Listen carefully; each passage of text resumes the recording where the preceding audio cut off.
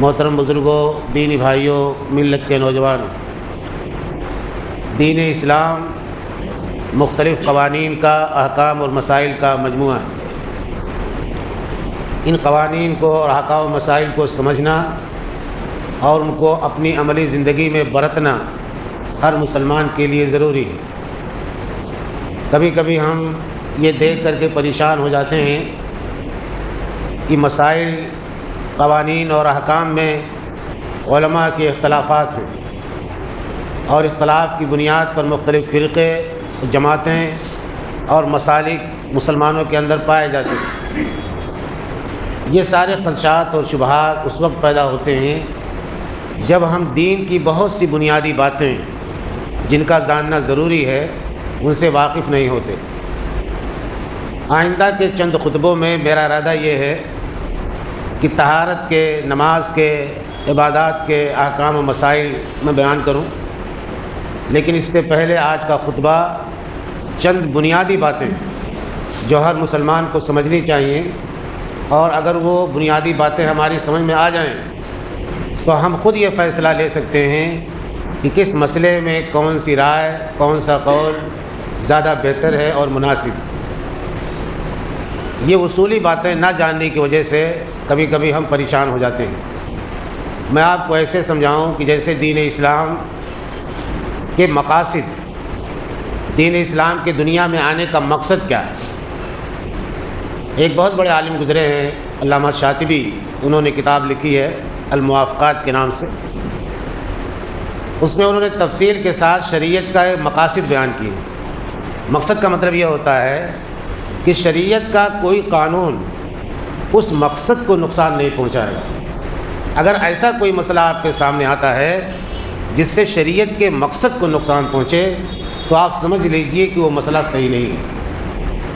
مثال کے طور پر شریعت کے مقاصد 4: دین کی حفاظت، جان کی حفاظت، مال کی حفاظت، عزت و آبرو کی حفاظت۔ یہ 4 بنیادی مقصد ہیں اسلام کے دنیا میں آنے کے۔ اگر ان چاروں میں سے کسی ایک کو، کسی ایک مسئلے سے نقصان پہنچتا ہے تو آپ سمجھ لیجئے کہ وہ مسئلہ درست نہیں ہے۔ مثال کے طور پر دین کی حفاظت۔ اسلام چاہتا ہے کہ دین اسلام جس طرح سے قرآن مجید کے اندر ہے، نبی اکرم صلی اللہ علیہ وسلم کی سیرت پاک میں ہے، دین پورے کے پورے طور پر محفوظ رہے، اس میں کوئی کمی بیشی نہ کی جائے۔ اب اگر کوئی ایسا مسئلہ آپ کے سامنے آتا ہے جس سے دین کی حفاظت کو نقصان پہنچتا ہے، دین کی حفاظت کو چیلنج کیا جا سکتا ہے، یا دین کے محفوظ ہونے کو داغدار کیا جا سکتا ہے، تو آپ یہ سمجھ جائیے کہ وہ قانون یا وہ مسئلہ یا وہ حکم صحیح نہیں ہے۔ اسی طرح سے جان کی حفاظت۔ اسلام کا بنیادی مقصد یہ ہے کہ دنیا میں جتنے بھی انسان آئے ہیں، خواہ وہ اسلام کے ماننے والے ہوں یا نہ ہوں، وہ آخری نبی پر ایمان رکھتے ہوں یا نہ رکھتے ہوں، سب کو جینے کا حق حاصل ہے، زندگی گزارنے کا حق حاصل ہے، الا یہ کہ کوئی شخص بغاوت پر آمادہ ہو جائے، اپنے جیسے دوسرے انسانوں کو نقصان پہنچانے لگے، اپنے جیسے دوسرے انسانوں کو قتل کرنے لگے، تب پھر اس کا دنیا میں رہنا مناسب نہیں ہے، پھر اس پر اسلام دوسرا حکم صادر کرتا ہے۔ تو جان کی حفاظت کو اگر کوئی نقصان پہنچتا ہے اور کوئی ایسا مسئلہ سامنے آتا ہے جس سے جان کی حفاظت داؤ پر لگ جائے تو آپ یہ سمجھ لیں کہ وہ مسئلہ صحیح نہیں ہے، وہ قانون صحیح نہیں ہے۔ اسی طرح سے مال کی حفاظت۔ اللہ تعالیٰ نے انسان کو ہنر دیا ہے، تجارت کا سلیقہ سکھایا ہے، آدمی محنت کرتا ہے، پسینہ بہاتا ہے، مال کماتا ہے، اپنے گھر میں رکھتا ہے یا کہیں دکان میں رکھتا ہے۔ اسلام یہ چاہتا ہے کہ اس کا مال پورے طور پر محفوظ ہو، اس کی مرضی کے بغیر اس کے مال میں کوئی شخص مداخلت نہ کر سکے۔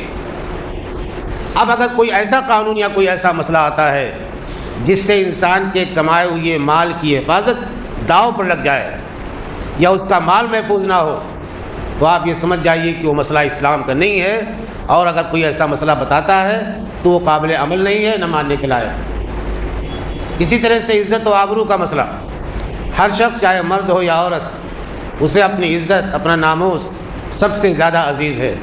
آدمی اس کی حفاظت کے لیے اپنی جان تک قربان کرنے کے لیے تیار ہے۔ اب اگر کوئی ایسا مسئلہ ہمارے سامنے آتا ہے جس سے انسان کی عزت نفس کو ٹھیس پہنچے یا اس کی عصمت و عفت کو کیا نام ہے نقصان پہنچ جائے، تو وہ مسئلہ اسلام کا نہیں بلکہ تھوپا گیا مسئلہ ہے۔ غلط تعویل کے ذریعے سے کوئی چیز آتی ہے۔ مثالیں بہت ساری ہیں لیکن مثالیں بیان کرنے کا موقع نہیں۔ ایک مثال میں دیتا ہوں آپ کو، اس سے آپ سمجھ جائیں گے۔ نکاح کے ذریعے سے جو رشتہ وجود میں آتا ہے اس میں ایک عورت اپنے آپ کو اپنے شوہر کے حوالے کرتی ہے اپنی رضا اور رغبت سے۔ اب اگر کوئی ایسا ہیلا نکالا جائے جس ہیلے میں عورت کی مرضی شامل نہیں ہے، زبردستی اسے پابند کیا جا رہا ہے کہ وہ اپنی عزت کسی ایسے شخص کے جس کو وہ چاہتی نہیں ہے اس کے حوالے کر دے، تو یہ مسئلہ اسلام کا نہیں ہو۔ یہی وہ بنیادی نقطہ ہے جس کو نہ سمجھنے کے نتیجے میں حلالہ جیسی لعنتی چیز کو مسلم معاشرے کے اندر رواج مل گیا۔ حلالہ کیا ہے؟ مسئلہ یہ بیان کر دیا گیا کہ تیرے شوہر نے چونکہ ایک ساتھ تجھ کو 3 طلاق دے دی، اب تو لوٹ کے جانا چاہتی ہے اس کے پاس یا شوہر لوٹانا چاہتا ہے، تو اس وقت تک نہیں لوٹ سکتی جب تک دوسرے مرد سے شادی نہ کرے، دوسرے مرد کے ساتھ رات نہ گزارے اور وہ تجھے طلاق دے کر کے آزاد نہ کرے، جبکہ اسلام میں ایسا کوئی مسئلہ نہیں تھا۔ اب حلالہ جس عورت کے ساتھ یہ کیا جاتا ہے یا پریشر بنایا جاتا ہے یا بعض فقہا نے اس کو جائز قرار دیا ہے، ذرا ان سے پوچھئے کہ عورت کی عزت اتنی سستی ہو گئی کہ نہ چاہتے ہوئے بھی آپ ایک شخص کے حوالے کرتے ہو اس کے، تو یہ مسئلہ اسلام کا نہیں ہو سکتا۔ تو اگر یہ شریعت کے چاروں بڑے مقصد آپ کے سامنے رہیں تو آپ کو مسائل کو سمجھنے میں، صحیح اور غلط کے اندر تمیز کرنے میں بہت آسانی ہوگی۔ بنیادی طور پر آپ یاد رکھیں، دین کی حفاظت، جان کی حفاظت، مال کی حفاظت، عزت و ناموس کی حفاظت، یہ اسلام کے 4 بڑے مقاصد ہیں۔ اب بات آتی ہے عبادات کی اور اسلامی شریعت اور احکام کی۔ یہاں بھی کچھ بنیادی اور اصولی باتیں ہیں۔ اگر یہ بنیادی اور اصولی باتیں ہمارے سمجھ میں آ جائیں تو ہمیں مسائل کو سمجھنے میں، یہ تجزیہ کرنے میں کہ کون سی رائے صحیح ہے کون سی رائے غلط ہے، ہمارے لیے آسانی ہوگی۔ قرآن مجید میں اللہ تعالیٰ نے فرمایا وَمَا خَلَقْتُ الْجِنَّ وَالْإِنسَ إِلَّا لِيَعْبُدُونَ۔ اللہ فرماتا ہے کہ میں نے انسانوں کو اور جنوں کو اپنی عبادت کے لیے پیدا کیا ہے، یعنی انسانوں کے مقصد وجود کو بیان کیا گیا کہ کس لیے دنیا میں انسان آیا ہے۔ اللہ نے فرمایا میں نے اسے اپنی عبادت کے لیے پیدا کیا ہے۔ یہیں سے یہ بات ذہن میں آتی ہے کہ جس بڑے مقصد کے لیے اللہ تعالیٰ نے انسان کو دنیا میں پیدا کیا، کیا اس مقصد کی تفصیلات، اس مقصد کے متعلقات، اس مقصد کے احکام و مسائل بیان نہیں کرے گا اللہ تعالیٰ؟ تو انبیاء کرام کو جو بھیجا اللہ تعالیٰ نے، انبیاء کرام کا کام یہی ہے کہ وہ آ کر کے دنیا والوں کو بتائیں کہ اللہ تعالیٰ کی عبادت کی کیسے جاتی۔ پچھلے انبیاء کی بات جانے دیجیے، بات طویل ہوگی۔ آخری نبی حضرت محمد صلی اللہ علیہ وسلم کی سیرت پاک پر آپ نظر ڈالیں، زندگی کا کوئی لمحہ اور آپ کی سیرت پاک کا کوئی دن مسائل سے، احکام سے، ہدایات سے اور تعلیمات سے خالی نہیں۔ آپ نے بتایا کہ عبادت اللہ تعالیٰ کی کیسے جاتی۔ نماز کے سلسلے میں یہ جو نماز ہم پڑھتے ہیں، آپ کو یہ جان کر کے حیرت ہوگی کہ معراج میں جب یہ نماز فرض ہوئی اور اللہ کے نبی صلی اللہ علیہ وسلم واپس تشریف لائے اپنے گھر پہ، تو صبح سویرے حضرت جبریل تشریف لے آئے۔ جبریل علیہ السلام 2 روز تک اللہ کے نبی کے ساتھ رہے۔ پہلے دن جو 5 نمازیں پڑھائیں، جبریل آگے ہوا کرتے تھے، نبی صلی اللہ علیہ وسلم پیچھے ہوتے تھے، نبی اکرم صلی اللہ علیہ وسلم کے پیچھے صحابہ کرام کی جماعت ہوتی تھی۔ اب آپ سوچئے کہ یہ عقل میں آنے والی بات نہیں ہے، یا کوئی انسان اپنے اجتہاد سے نماز کی حیت اور اس کا طریقہ متعین نہیں کر سکتا کہ کھڑا کیسے ہوا جائے، کھڑے ہونے کے بعد رکوع کیسے کیا جائے، سجدہ کیسے کیا جائے، قعدہ کیسے کیا جائے، کتنی دیر تک ہر رکن میں کھڑا رہا جائے، کیا کیا پڑھا جائے۔ یہ ساری باتیں حضرت جبریل نے اللہ کے نبی صلی اللہ علیہ وسلم کو زمین پر آ کر کے سکھائیں۔ اور جبریل کے بارے میں، فرشتوں کے بارے میں آپ جانتے ہیں، یہ بھی قرآن مجید میں کہا گیا، اللہ نے فرمایا یفعلون ما یؤمرون، فرشتے صرف وہی کرتے ہیں جس کا انہیں حکم دیا جاتا ہے۔ فرشتے کی اپنی کوئی مرضی نہیں، اس کا کوئی اجتہاد نہیں، اس کا کوئی عقلی تیگ تکا نہیں۔ اللہ نے جو بتا کر کے بھیجا، فرشتہ اسی کو بتانے کا پابند ہے۔ اس کا مطلب یہ ہوا کہ حضرت جبریل نے جو نماز پڑھائی ہمارے نبی کو، وہ نماز عین وہی نماز تھی جو اللہ تعالیٰ نے حضرت جبریل کو بتا کر کے بھیجا۔ معلوم یہ ہوا کہ جو نمازیں ہم پڑھتے ہیں، ان نمازوں کو عمل کر کے اللہ کے نبی نے ضرور بتایا، لیکن اس کا حکم اور اس کا طریقہ اللہ تعالیٰ نے حضرت جبریل کو بتا کر کے بھیجا، اور حضرت جبریل نے آ کر کے ہمارے نبی کو اس کی تعلیم۔ تو کبھی کبھی نماز کے معاملے میں ہم لوگ بڑی روا روی کا طریقہ اختیار کر جاتے ہیں، بات ایسی نہیں ہے۔ یہ ام العبادات ہے، تمام عبادتوں کی ماں ہے نماز۔ اگر ماں ہی درست نہیں رہے گی تو باقی چیزیں کیسے درست رہ سکتی ہیں؟ اس لیے نماز وغیرہ کے معاملے میں اور عبادات کے معاملے میں ہمیں بہت زیادہ احتیاط کے ساتھ، تحقیق کے ساتھ کام لینا چاہیے۔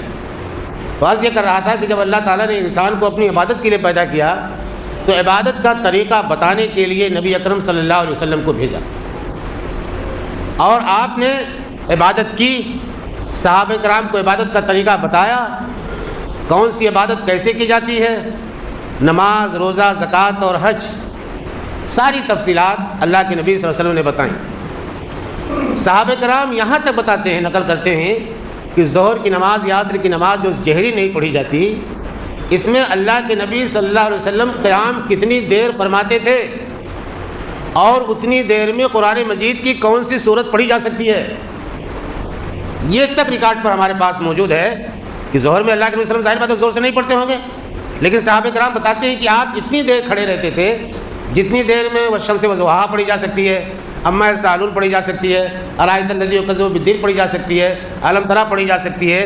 یہ سب صحابہ کرام نے اندازہ کر کے اپنی روایات کے اندر بیان کر دیا۔ اللہ کے نبی صلی اللہ علیہ وسلم نمازیں کس طرح سے پڑھتے تھے، کتنی دیر تک کھڑے رہتے تھے؟ حضرت عائشہ رضی اللہ تعالیٰ عنہ فرماتی ہیں سنت فجر کے بارے میں۔ سنت فجر کی تفصیلات میں بعد میں عرض کروں گا جب عبادات کا تذکرہ آئے گا، صرف مثال کے طور پر ایک بات عرض کرتا ہوں کہ وہ کہتی ہیں کہ اللہ کے نبی صلی اللہ علیہ وسلم نے تہجد کی نماز پڑھی، آپ لیٹ گئے، تھوڑی دیر کے بعد جب حضرت بلال نے اذان دی تو اللہ کے نبی صلی اللہ علیہ وسلم نے کھڑے ہو کر کے 2 رکعت نماز پڑھی۔ یہ 2 رکعت اتنی ہلکی تھی کہ میں یہ سوچنے پر مجبور ہو گئی کہ کیا آپ نے سورہ فاتحہ بھی اس کے اندر پڑھی ہے کہ نہیں پڑھی۔ وہ پوچھ بیٹھی کہ آپ نے کیا کیا پڑھا اس میں، اتنی جلدی کیسے ہو گئی 2 رکعت؟ تو اللہ کے نبی نے فرمایا کہ سنت فجر کو مختصر طور پر پڑھنا چاہیے۔ میں نے قل یا ایھا الکافرون پہلی رکعت میں اور قل ھو اللہ احد دوسری رکعت میں پڑھی۔ تو جس نبی نے باریک سے باریک بات کو، عبادت کی ہر ایک چیز کو، ہر ایک پہلو کو واضح کیا ہے، اس کے بارے میں کسی طرح کا کوئی شبہہ اختیار کرنا یا یہ کہ آپ نے بتایا نہیں یا فقہا نے اس سلسلے میں یہ تفصیلات بیان کی ہیں، ان تمام چیزوں کی کوئی گنجائش باقی نہیں رہ جاتی۔ اللہ کے نبی صلی اللہ علیہ وسلم نے 5 نمازوں سے پہلے کتنی نمازیں پڑھی ہیں، بعد میں کتنی رکعتیں پڑھی ہیں، رات میں کس طرح سے تہجد آپ پڑھتے تھے، کتنی دیر تک کھڑے رہتے تھے۔ چاشت کی نماز کا تذکرہ بہت ہوتا ہے، اور اتنا زیادہ تذکرہ ہوتا ہے کہ جیسے لگتا ہے اگر چاشت کسی نے نہیں پڑھی تو وہ بہت زیادہ عبادت گزار بندہ نہیں شمار کیا جاتا۔ پورے ذخیرے حدیث میں فتح مکہ کے موقع پر اپنی چچازاد بہن حضرت ام ہانی کے گھر پہ رہتے ہوئے اللہ کے نبی صلی اللہ علیہ وسلم نے چاشت کی نماز 4 رکعت پڑھی ہے۔ پوری سیرت طیبہ میں دوسرا ریکارڈ نہیں ملتا۔ تو پڑھی اللہ کے نبی صلی اللہ علیہ وسلم پڑھ سکتا ہے کوئی شخص، لیکن آپ اسے عبادت گزاری کی پہچان بنا دیں، کسی کی نیکی کی پہچان قرار دے دیں، یا کسی کے تقویٰ اور بزرگی کی شان قرار دے دیں، تو یہ مناسب نہیں ہے۔ لیکن یہ نامناسب کام کیے گئے بہت سارے۔ تو بنیادی بات یہ ہے کہ اللہ تعالیٰ نے جب انسان کو پیدا کیا تو اس کے پیدا کرنے کا مقصد یہ بتایا کہ وہ عبادت کے لیے پیدا کیا گیا ہے، اور عبادت کا طریقہ نبی نے سکھا دیا، اس میں کسی طرح کی کوئی کمی نہیں رہ گئی۔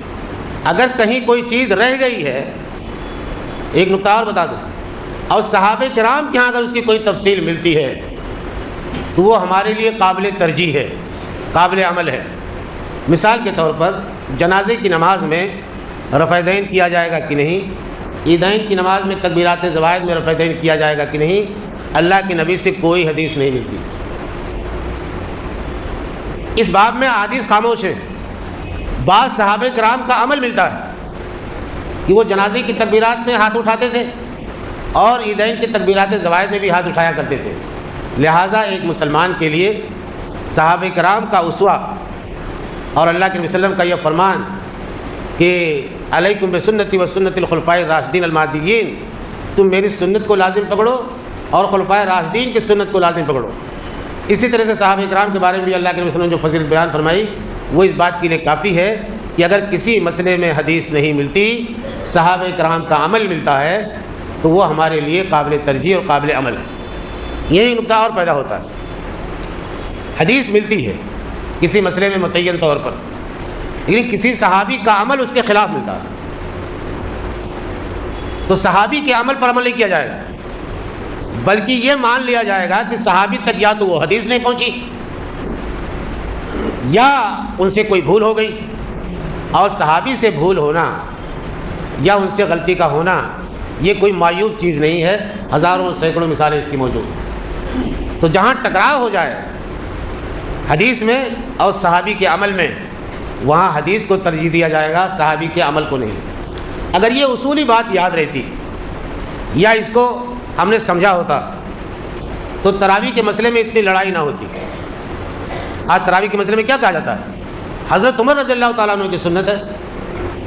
بھئی اللہ کے نبی کی سنت حضرت عائشہ بیان کرتی ہیں کہ ما کان یزید فی رمضان ولا فی غیرہ علی 11 رکعۃ، کہ اللہ کے نبی صلی اللہ علیہ وسلم رمضان ہو غیر رمضان میں 11 رکعت سے زیادہ پڑھتے ہی نہیں تھے۔ جب یہ حدیث آ گئی، اب کسی صحابی کا کوئی عمل اس کے خلاف جاتا ہے تو صحابی کے عمل کو ان کی بھول پر محمول کیا جائے گا۔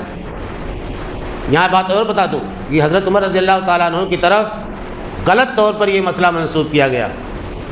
یہ بات تو ثابت ہے ان سے کہ جماعت کا اہتمام کرایا انہوں نے تراویح کی نماز کے لیے، لیکن رکعتوں کی تعداد وہی ہے جو اللہ کے نبی ہے انہوں نے کہنا متعین فرمائی۔ موطا امام مالک کی روایت ہے کہ حضرت اللہ کے نبی صلی اللہ علیہ وسلم نے حضرت ابی بن کعب و تمیم داری کو حکم دیا کہ 11 رکعت وتر کے ساتھ وہ تراویح کی نماز پڑھائیں۔ یہ واضح روایت موجود ہے۔ بعض حنفی علماء کی شرحیں دیکھی میں نے تو افسوس ہوتا ہے کہ آدمی اپنے مسلک کو بچانے کے لیے کبھی یا تو اس حدیث کی تشریح نہیں کرتا، یا اس حدیث کی تشریح گول کر جاتا ہے، یا کوئی ایسا جملہ لکھ دیتا ہے جو جملہ شبہ کھڑا کر دیتا ہے۔ مثال کے طور پر حضرت مولانا زکریا رحمۃ اللہ علیہ نے موطا امام مالک کی شرح لکھی اوجز المسالک کے نام سے 15 جلدوں میں، اور بہت اچھی شرح ہے، عربوں میں مقبول ہے، سارے لوگ دنیا کے پڑھتے ہیں اس کو۔ لیکن جہاں حضرت عمر رضی اللہ تعالیٰ عنہ کی یہ روایت آئی کہ 11 رکعت وتر پڑھائیں، وتر کے ساتھ پڑھائیں تراویح کی نماز، وہاں بریکٹ میں لکھ دیا انہوں نے وفی روایت دارقطنی 20 رکعت، دارقطنی کی روایت میں 20 رکعت کا تذکرہ ہے۔ اب یہ بحث نہیں اٹھائی مولانا زکریا صاحب نے کہ دارقطنی کی روایت سند کے اعتبار سے کیسی ہے۔ امام دارقطنی نے اپنی حدیث کی کتاب میں لکھا ہے کہ روایت صحیح نہیں ہے، مولانا کے سامنے وہ روایت موجود ہے، محدث کا تبصرہ موجود ہے کہ روایت صحیح نہیں، لیکن جب اپنی کتاب لکھی انہوں نے تو ضعیف کا لفظ ہٹا دیا، صرف شبہہ کھڑا کرنے کے لیے لکھ دیا کہ دارقطنی کی روایت میں 20 رکعت کا تذکرہ ہے۔ اس طرح کی چیزیں بہت ہیں ہماری کتابوں میں تراث کے، اور دیکھ کر کے کبھی کبھی افسوس بھی ہوتا ہے کہ جانتے بوجھتے ایک عالم دین ایسا کام کیسے کر سکتا ہے۔ یہ تو اہل کتاب کی جو تصویر قرآن مجید پیش کرتا ہے کہ یحرفون الکلمۃ عن مواضعہ، کہ وہ کلام الہی میں اللہ تعالیٰ کی باتوں میں تحریف کر دیتے ہیں، تبدیلیاں کر دیتے ہیں، یا ایسا شبہہ ڈال دیتے ہیں جس سے وہ چیز قابل عمل نہ ہو جائے، تو اس سے تو امت مسلمہ کے علماء کو بچنا چاہیے۔ تو جو عبادت کے جو مقاصد ہیں ان میں سے بڑا مقصد یہی ہے کہ اللہ تعالیٰ نے انسان کو عبادت کے لیے پیدا کیا، اور عبادت کا طریقہ نبی نے بتا دیا، اور اللہ تعالیٰ نے اس پر مہر لگا دی، الیوم اکملت لکم دینکم واتممت علیکم نعمتی ورضیت لکم الاسلام دینا، کہ آج میں نے آپ کے دین کو مکمل کر دیا اور دین اسلام سے راضی ہو گیا۔ اب مکمل ہونے کا مطلب کیا ہے؟ کہ جو اسلام میں ہے اس میں سے کوئی چیز نکالی نہیں جا سکتی، اور باہر سے کوئی چیز اس کے اندر داخل نہیں کی جا سکتی۔ بہت ساری چیزیں داخل کی گئیں، مثال کے طور پر ہاتھ کیسے باندھے جائیں نماز میں۔ اللہ کے نبی صلی اللہ علیہ وسلم کی حدیثیں ہیں کہ آپ بائیں ہاتھ پر سیدھے ہاتھ کو باندھتے تھے، سیدھا ہاتھ اوپر ہوتا تھا، بائیں ہاتھ نیچے ہوتا تھا۔ بخاری شریف کی روایت ہے کہ آپ گز پر گز رکھ کر کے باندھتے تھے۔ اب حدیث میں کہیں تذکرہ نہیں آتا کہ ہاتھ باندھتے ہوئے داہنے ہاتھ کا انگوٹھا کہاں رہے گا، دونوں انگلیاں کہاں رہیں گی، اور چھنگلی انگلی کہاں رہے گی، ایسی کوئی تشریح کسی حدیث میں نہیں ملتی۔ اب بعد میں لوگوں نے اس چیزوں کا اضافہ کیا، اور اضافہ کرنے کے بعد اس پر اتنی شدت کے ساتھ عامل ہیں کہ باقاعدہ بتاتے ہیں دونوں انگلیاں یہاں رہیں، انگوٹھا ادھر رہے، اور چھوٹی انگلی بالکل نیچے رہے، اس طرح سے آپ باندھیں گے جب ہاتھ بدھے گا۔ تو یہ دین میں بیجا تشدد ہے، دین میں یہ بیجا تشدد ہے۔ اس تشدد سے اللہ تعالیٰ نے منع فرمایا۔ اور عبادت کا اور شریعت کا ایک دوسرا مقصد یہ بھی ہے کہ دین میں آسانی اور سہولت پیدا کی جائے۔ آسانی اور سہولت کا مطلب یہ ہے کہ دین کا کوئی مسئلہ ایسا نہیں ہے جس پر عمل کرتے ہوئے انسان کی جان چلی جائے یا انسان کی بیماری بڑھ جائے یا اسے کوئی دقت اور پریشانی ہو۔ ہر ایسے مسئلے سے اسلام نے دور رکھا ہے انسانوں کو۔ نماز کے لیے آپ دیکھیے، اگر اللہ کے نبی نے فرمایا کہ اگر کھڑے ہو کر کے نماز پڑھنے کی طاقت نہیں ہے تو بیٹھ کر کے نماز پڑھو، بیٹھ کر کے نماز پڑھنے کی طاقت نہیں ہے تو پہلو کے بل لیٹ کر کے پڑھو، لیٹ کر کے پڑھنے کی طاقت نہیں ہے تو پہلو کے بل بیٹھ کر کے پڑھنے کی طاقت نہیں ہے تو لیٹ کر کے نماز پڑھو۔ جب یہ ساری تفصیلات بیان کر دی گئی، کبھی کبھی یہ مسئلہ پیدا ہوتا ہے کرسیوں کا مسئلہ۔ علماء دیوبند نے فتویٰ دے دیا ہے کرسی پر نماز مناسب نہیں ہے۔ اگر آپ کے پیروں میں تکلیف ہے تو آپ پیر سیدھے قبلے کی طرف کر لیجئے اور بیٹھ کر کے آرام سے نماز پڑھیے۔ اب اگر اور کوئی دقت ہوتی ہے تو بات نہیں کی جا سکتی، لیکن کرسیوں کی وجہ سے صفوں کے درمیان جو پریشانی پیدا ہوتی ہے وہ بہرحال بغل کے نمازی کو، ادھر پہلو بازو کے نمازی کو تکلیف ہوتی ہے۔ اور بعض لوگ تو یہ کرتے ہیں، کرسی رکھ لی صف کے درمیان سائڈ میں، صف کے مقابل میں، اور کھڑے ہو گئے آگے۔ جب آپ کو کھڑے ہو کر کے نماز پڑھنا تھا تو کرسی کیوں رکھی؟ اب کھڑے ہو جانے کے بعد نماز سے بالکل الگ ہو گئے، سب سے الگ ہو گئے، جبکہ صف بندی کی سخت تاکید کی گئی ہے۔ اللہ کے نبی صلی اللہ علیہ وسلم کا طریقہ یہ تھا کہ حضرت بلال جب تکبیر کہہ لیتے تھے تو اللہ کے نبی پیچھے مڑتے تھے اور دیکھتے تھے نظر ڈال کر کے کس کا سینہ باہر نکلا ہوا ہے، کس کا پیر باہر نکلا ہوا ہے، نام لے کر کے پکارتے تھے کہ پیچھے ہو جاؤ، سب درست کرو۔ اتنا اہتمام تو ہمارے نبی فرماتے تھے، اور سب بندی کا ہم کو یہ تمام نہیں کر پاتے۔ تو دین میں کوئی حرج ہو، کوئی تنگی نہیں۔ روزے کے سلسلے میں دیکھیے اللہ کا کیا سہولت فراہم کی۔ اگر کوئی آدمی سفر پر ہے، بیمار پر ہے، یا عورت ایسی ویسی حالت میں ہے تو پھر وہ روزہ نہ رکھ کر کے بعد میں روزے کی قضا کرے گی۔ حج کے لیے اللہ تعالیٰ نے فرما دیا واضح طور پر کہ جو صاحب حیثیت نہیں ہے اس پر حج فرض ہی نہیں ہے۔ زکوٰۃ کے بارے میں بتا دیا کہ جو صاحب نصاب نہیں اس پر زکوٰۃ فرض ہی نہیں ہے۔ یہ پابندی تھوڑی عائد کر دی گئی کہ مولانا رفیق صاحب کے پاس 5 لاکھ روپیہ نہیں ہے تو وہ آئندہ سال ان کو حج کرنا ضروری ہے۔ کہاں سے حج کریں گے بھائی؟ بھیک مانگ کر کے حج کریں گے تو حج تو ہوگا ہی نہیں، کسی چندہ لے کر کے حج کریں گے تو حج ہوگا نہیں۔ اگر اللہ تعالیٰ نے اتنی حیثیت دی ہے تب تو آپ کے اوپر حج فرض ہے، ورنہ حج فرض نہیں ہے۔ تو دین کا بنیادی اصول یہ بھی ہے کہ دین میں کوئی تنگی نہیں ہے، اس لیے کہیں بھی کوئی تنگی پیدا کرے کوئی مسئلہ، آپ سمجھ جائیے کہ یہ مسئلہ اسلام کا نہیں ہے، یہ مسئلہ اسلام کا نہیں ہے، بلا وجہ یہ مسئلہ پیدا کیا گیا یا کسی طرح سے انسان مشقت میں پڑ جائے۔ اب بعض فقہاء نے یہ فتویٰ دے دیا کہ نہیں، عورت کمزور ہے جسمانی اعتبار سے اور کئی مہینے کے روزے چڑھ گئے ہیں اس پر، اسے روزہ رکھنا ضروری ہے۔ ارے روزہ رکھتے ہوئے مر جائیں گے تو یہ اسلام چاہتا ہے کہ وہ مر جائے روزہ رکھتے ہوئے؟ ایسی صورت میں امام ابن حزم ظاہری جو چاروں اماموں سے الگ ہیں، خود ایک مستقل مکتب فکر کے بانی ہیں، ان کا فتویٰ یہ ہے کہ اگر 4-5 مہینے کا روزہ ایک کمزور عورت پر ڈیو ہو چکا ہے تو وہ روزہ نہ رکھ کر کے ہر روزے کے بدلے میں فدیہ دے دے گی اور اللہ تعالیٰ اس کے اوپر سے یہ قرضہ ادا کر دے گا۔ تو اگر آپ اپنے آپ کو باندھ کے رکھیں گے کسی مکتب فکر کے اندر تو اسلام نے جو سہولت فراہم کی ہے اس سہولت کو آپ پہچان نہیں پائیں گے، اس پر عمل نہیں کر پائیں گے۔ اس طرح کی بنیادی باتیں بہت ساری ہیں اسلام کی، انشاءاللہ آئندہ کے خطبات میں اس کا تذکرہ کروں گا۔ اگر یہ بنیادی باتیں ہمارے سامنے رہیں تو طہارت کے مسائل میں، وضو کے مسائل میں، غسل کے مسائل میں، نماز کے مسائل میں، روزے زکوٰۃ اور حج کے مسائل میں جو فقہاء کے درمیان اختلافات ہیں ان اختلافات کی حقیقت کو آپ پہچان پائیں گے اور صحیح نقطہ نظر کیا ہے اس صحیح نقطہ نظر تک آپ پہنچ پائیں گے۔ اللہ تعالیٰ ہمیں کہنے کی توفیق دے اور آپ حضرات کو سننے کی توفیق دے، ہمیں اسلام کو سمجھنے اور پر عمل کرنے کی توفیق عطا فرمائے۔ وآخر دعوانا الحمدللہ رب العالمین۔